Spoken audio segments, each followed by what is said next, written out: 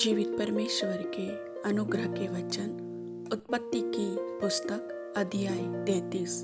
और याकूब ने आंखें उठाकर यह देखा कि एसाव 400 पुरुष संग लिए हुए चला आता है।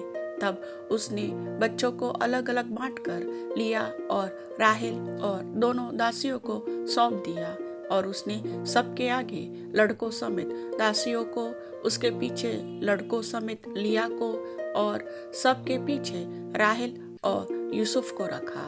और आप उन सब के आगे बढ़ा और 7 बार भूमि पर गिरकर दंडवत की और अपने भाई के पास पहुंचा। तब एसाव उससे भेंट करने को दौड़ा और उसको हृदय से लगाकर गले से लिपटकर चूमा। फिर वे दोनों रो पड़े। तब उसने आंखें उठाकर स्त्रियों और बच्चों को देखा और पूछा, ये जो तेरे साथ है वे कौन हैं? उसने कहा, ये तेरे दास के लड़के हैं जिन्हें परमेश्वर ने अनुग्रह करके मुझको दिया है। तब लड़कों समेत दासियों ने निकट आकर दंडवत किया। फिर लड़कों समेत लिया निकट आई और उन्होंने भी दंडवत किया। अंत में यूसुफ और राहेल ने भी निकट आकर दंडवत किया। तब उसने पूछा, तेरा यह बड़ा दल जो मुझको मिला उसका क्या प्रयोजन है? उसने कहा, यह कि मेरे प्रभु की अनुग्रह की दृष्टि मुझ पर हो। एसाव ने कहा, हे मेरे भाई, मेरे पास तो बहुत है, जो कुछ तेरा है वह तेरा ही रहे। याकूब ने कहा, नहीं नहीं, यदि तेरा अनुग्रह मुझ पर हो तो मेरी भेंट ग्रहण कर, क्योंकि मैंने तेरा दर्शन पाकर मानो परमेश्वर का दर्शन पाया है और तू मुझसे प्रसन्न हुआ है।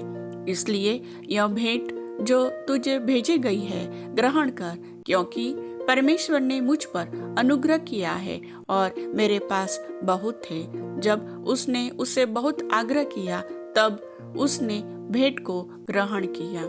फिर एसाव ने कहा, आ हम बढ़ चले और मैं तेरे आगे आगे चलूंगा। याकूब ने कहा, हे मेरे प्रभु, तू जानता ही है कि मेरे साथ सुकुमार लड़के और दूध देने हारी भेड़ बकरियां और गायें हैं। यदि ऐसे पशु एक दिन भी अधिक हाँके जाए तो सब के सब मर जाएंगे। इसलिए मेरा प्रभु अपने दास के आगे बढ़ जाए और मैं इन पशुओं की गति के अनुसार जो मेरे आगे है और बच्चों की गति के अनुसार धीरे धीरे चलकर सेईर में अपने प्रभु के पास पहुंचूंगा। एसाव ने कहा, तो अपने साथियों में से मैं कई एक तेरे साथ छोड़ जाऊं। उसने कहा, यह क्यों? इतना ही बहुत है कि मेरे प्रभु के अनुग्रह की दृष्टि मुझ पर बनी रहे।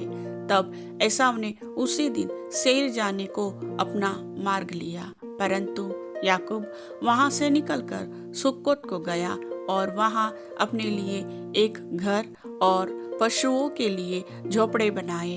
इसी कारण उस स्थान का नाम सुक्कोत पड़ा। और याकूब जो पद्दन राम से आया था, उसने कनान देश के शेकेम नगर के पास कुशल क्षेम से पहुंचकर नगर के सामने डेरे खड़े किए। भूमि के जिस खंड पर उसने अपना तंबू खड़ा किया, उसको उसने शेकेम के पिता हमोर के पुत्रों के हाथ से 100 कसीतों में मोल लिया। और वहां उसने एक वेदी बनाकर उसका नाम एल एलोहे इज़राइल रखा। प्रभु वचन के सुनने वाले सभी भाई बहनों को आशीष दे। आमीन।